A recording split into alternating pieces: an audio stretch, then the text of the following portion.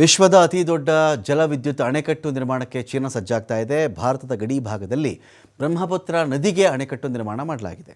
ಚೀನಾದ ನಿರ್ಧಾರದಿಂದ ಲಕ್ಷಾಂತರ ಜನರಿಗೆ ಅನುಕೂಲವಾಗ್ತಾ ಇದೆ. ಇದೀಗ ನದಿ ಪಾತ್ರದ ದೇಶಗಳಾದ ಭಾರತ, ಬಾಂಗ್ಲಾದೇಶಗಳಲ್ಲಿ ಸಾಕಷ್ಟು ಆತಂಕ ಸೃಷ್ಟಿಯಾಗಿದೆ. ಚೀನಾದ ನಿರ್ಧಾರಕ್ಕೆ ಕಳವಳ ವ್ಯಕ್ತಪಡಿಸಿದೆ ಭಾರತ.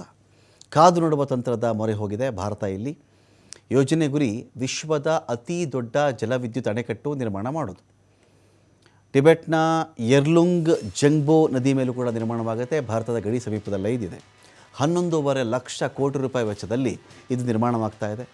11.5 ಲಕ್ಷ ಕೋಟಿ ಅಂತ ಹೇಳಿದ್ರೆ ನಿಮ್ಗೆ ಹೆಚ್ಚು ಕಡಿಮೆ ದಕ್ಷಿಣ ಭಾರತದ, ಸ್ವಲ್ಪ ಮಧ್ಯ ಭಾರತದ ಎಲ್ಲ ರಾಜ್ಯಗಳ ಬಜೆಟೇ ಆಗಿ ಹೋಗ್ಬಿಡುತ್ತೇನೋ ಅಷ್ಟು ವೆಚ್ಚದಲ್ಲಿ ಚೀನಾ ತಯಾರಿ ಮಾಡ್ತಾ ಇದೆ. ಇದನ್ನು ವಾರ್ಷಿಕವಾಗಿ 300 ಬಿಲಿಯನ್ ಕಿಲೋ ವ್ಯಾಟ್ ವಿದ್ಯುತ್ ಉತ್ಪಾದನೆ ಮಾಡುವಂಥ ಗುರಿ ಕೂಡ ಇದೆ.